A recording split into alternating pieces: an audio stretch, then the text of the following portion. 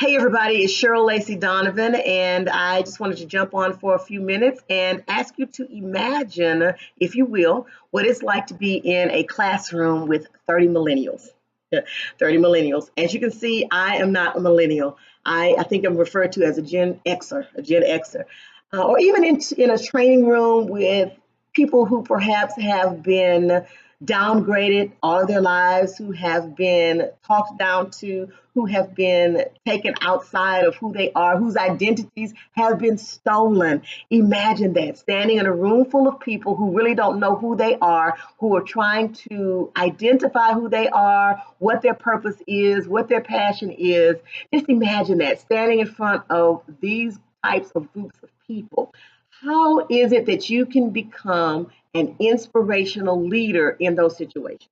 What would you have to do in order to inspire those people to become all that they were created to be? Well, let me tell you from firsthand experience, it's not something that's easy to do. I don't care if you're talking to a congregation, I don't care if you're talking to a room full of business leaders, or if you're talking to kids and millennials. There are some general practices, some common practices that I think that you can incorporate into what you do in order to become an inspirational leader for these people. And it's so important. It's so important when you put yourself out there as someone that is willing to lead, someone that's willing to motivate and inspire. Yeah, and somebody who's even willing to kick people out of the boat if necessary, that you follow some of these common practices and have some of these qualities in becoming an inspirational leader. These are some of the things that I think you need. It's about five of them that I think you need to be an inspirational leader. First of all is enthusiasm. Enthusiasm. If you're not excited about what you're doing, if you're not excited about what you're talking about, if you're not excited about helping somebody to be the best person that they could possibly be or to identify who they are, then you don't need to call yourself a leader. You don't need to put yourself in a place of leadership or in a leadership position. You should always be able to show enthusiasm. And I said it earlier, I am a teacher by profession, a trainer by profession. I speak to millennials, and sometimes those groups are mixed. It may be millennials, it may be Gen Xers, it may be somebody somewhere in between.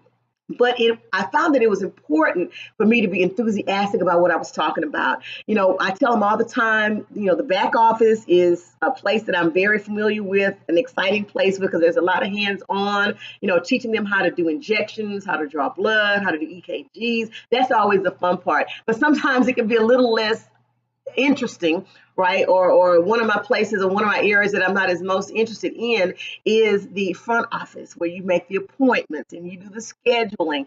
But finding enthusiasm for that and teaching that it was important for me because I wanted them to know that that part of it is just as important as everything else that you do. Or even when I'm speaking in front of groups of women, like I said, that are trying to identify who they are and where they belong, being enthusiastic about that and letting them know that I am really there for you. I'm in your corner and I truly want you to get it. I truly want you to have your aha moment. Enthusiasm, that is very important, an important quality for being an inspirational leader. The second thing is telling stories, being able to tell your stories.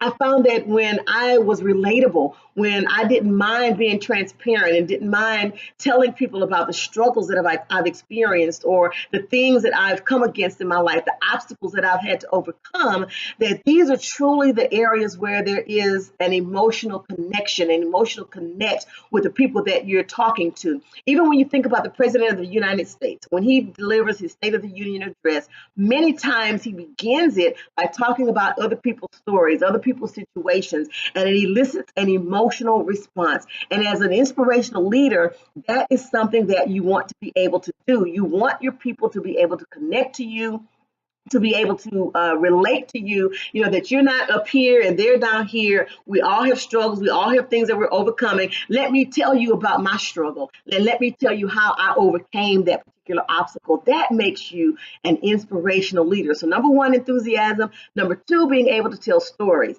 Then there's the ability to communicate the vision, especially if we're speaking about business owners, if we're speaking about entrepreneurs, if we're even speaking about people at the corporate level. You want to be able to communicate the vision to your team, to your staff, to your clients.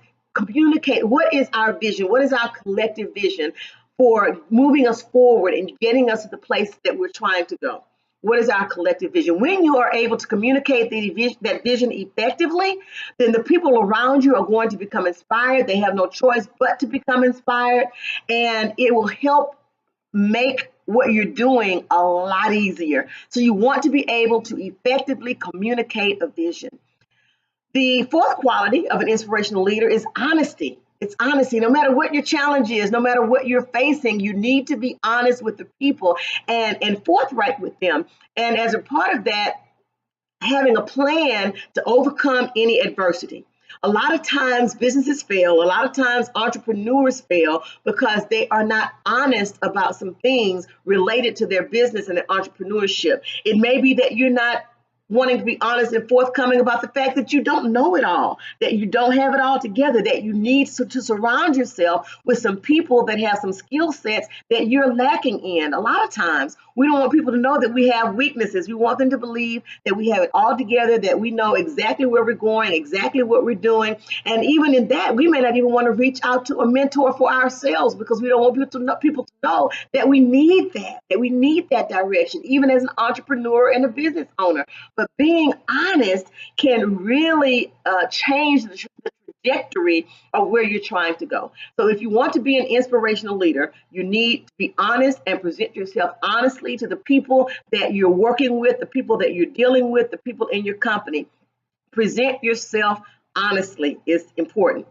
And then lastly, number 5 is respect. You want to earn the respect of those people that are around you. Not only do you want to earn their respect, you want to deal with them in a respectful manner. There are no big I's, no little U's. There, but by the grace of God go I. I think about doing talks in the women's shelters, the transitional living facilities, and places like that. Even where I am with the students that I teach, many of them may be the first people in their families to ever graduate. But that does not mean that you want to treat them with no respect or that you don't respect them because it took them this long to get where they're going right now.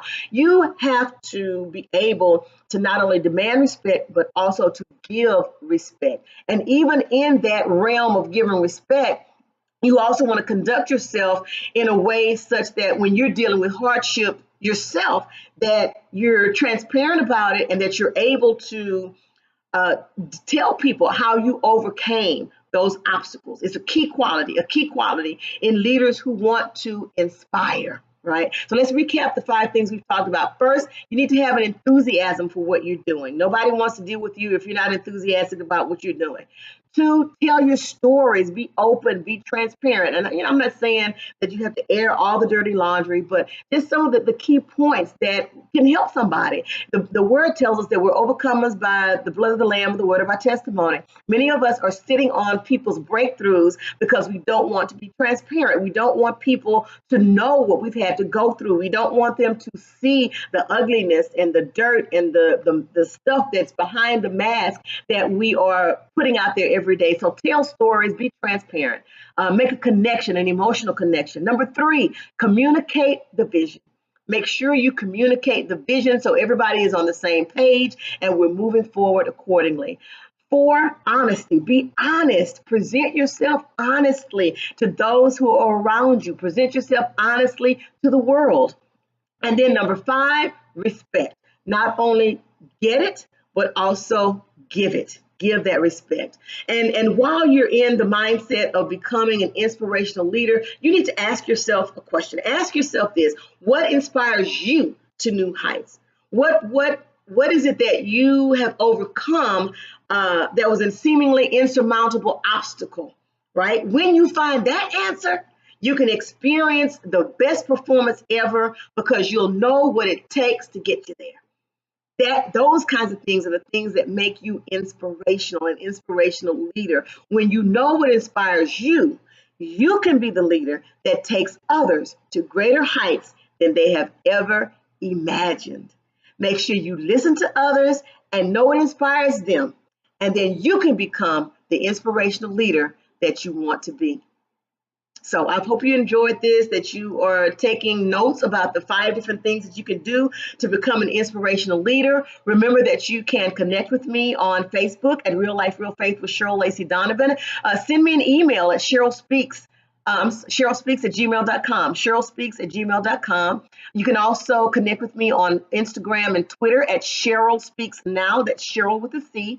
Cheryl Speaks Now. I have a podcast that is available here on YouTube and on Spreaker called 3-Day Motivation, 3D Motivation. Monday, Wednesdays, and Fridays, we come to you and bring you some things that can motivate you throughout your week and throughout your entire life. So subscribe to that on the YouTube channel, so that you can know when new things are being uploaded. Also, you can listen to me on 101.5 FM, RemaGospelRadio.com, every Sunday afternoon at 1 p.m. Central Standard Time. You can listen on computer. You can download the app. You can call in. But go to Rema Gospel Radio. That's RHEMA, RemaGospelRadio.com to learn more about the D Suite that comes on every Sunday afternoon at 1 p.m. And I'd also like to invite you out to get my book, Can I Be Me? It's on Amazon.com. Download it, get it as a paperback copy if you like flipping the pages like I do. It's available there. And I'm also on tour in Texas, in the greater Houston area and in Texas. Also will be in Washington, D.C. and New York. So just look at my Facebook page and I will be posting the places that I will be signing the book. I'd love to meet you while I'm out there on the road. And I think that's it. Oh, no, one more thing. I have been nominated a Female Author of the Year. The literaryawardshow.com is the place to go to vote. So if you'd like to vote for me as Female Author of the Year for Can I Be Me, feel free to do so. I love you to life. I'm glad that you joined me on today, and get out there and become an inspirational leader. Bye-bye.